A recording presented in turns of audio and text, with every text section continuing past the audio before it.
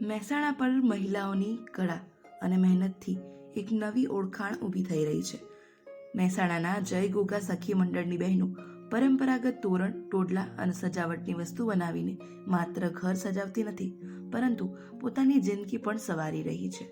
હાથની કળા અને આત્મવિશ્વાસના બળે આ બહેનો આજે સ્વાવલંબી બની છે. જાણીએ. નામ પ્રજાપતિ સાક્ષી ભરતભાઈ છે. મારી મમ્મી જય ગોગા સખી મંડળ ચલાવે છે છેલ્લા 7-8 વર્ષથી. હવે અમે અહીં જય ગોગા સખી મંડળ દ્વારા અમે તોરણનો ધંધો કરીએ છીએ. તોરણ બનાવીએ છીએ, અલગ અલગ પ્રકારના તોરણ બનાવીએ છીએ, ટોડલા બનાવીએ છીએ, ઝુમ્મર બનાવીએ છીએ, ભગવાનના હાર ફૂલહાર બી બનાવીએ છીએ. અમને આ સખી મંડળ દ્વારા આ બધા સ્ટોલ કરવા મળે છે. અમે 7 થી 8 આવી રીતે અલગ અલગ ગામમાં સ્ટોલ કરેલા છે.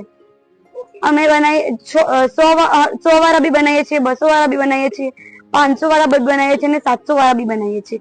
અલગ અલગ પ્રકારના તોરણ બનાવીએ છીએ. અમે તોરણ બનાવવા માટે 5 થી 7 બહેનો જોડાયેલા છીએ. તોરણ તો અમે અલગ અલગ પ્રકારના બનાવીએ એ પ્રમાણે ભાવ રાખીએ છીએ.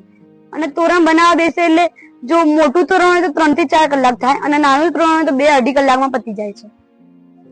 અત્યાર સુધી ક્યાં ક્યાં વેચાણ આનું કરેલું છે? અમે ગણપત કોલેજમાં કરેલું, ગુડલક પાર્ટી પ્લોટમાં કરેલું, પાલનપુરમાં કરેલું અને મહેસાણામાં 2 થી 3 વાર આવેલા છીએ. રો મટીરિયલનો ખર્ચો 50 થી 60 હજાર જેવું થાય અને આમાં અમે બનાવીને વેચીએ તો અમને 1-1.5 લાખ નું મળી રહે. સરકાર અલગ અલગ પ્રકારની લોન આપે છે. રો મટીરિયલ લાવવા માટે, આવી રીતે તોરણના ધંધા માટે, પછી બીજા કોઈ ધંધા કોઈ કરતા હોય એમાં લોન મળે છે. એ લોન દ્વારા બહેનો આવી રીતે મટીરિયલ લાવીને બનાવે છે. સરકાર આવી રીતે અમને આવી રીતે ફ્રી ઓફ સ્ટોલ આપે છે.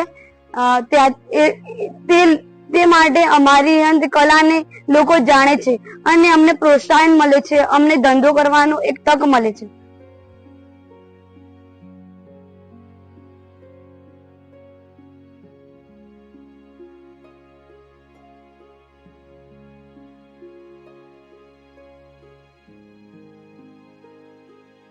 જય ગોગા સખી મંડળની બહેનો સાબિત કરી રહી છે કે જો તક, તાલીમ અને વિશ્વાસ મળે તો ગામડાની મહિલાઓ પણ મોટા સપના સાકાર કરી શકે છે. પરંપરાગત કળાને આધુનિક બજારો સુધી પહોંચાડીને આ બહેનો માત્ર પોતાની આવક વધારી નથી રહી, પરંતુ અનેક મહિલાઓ માટે પ્રેરણાનો દીવો બની રહી છે.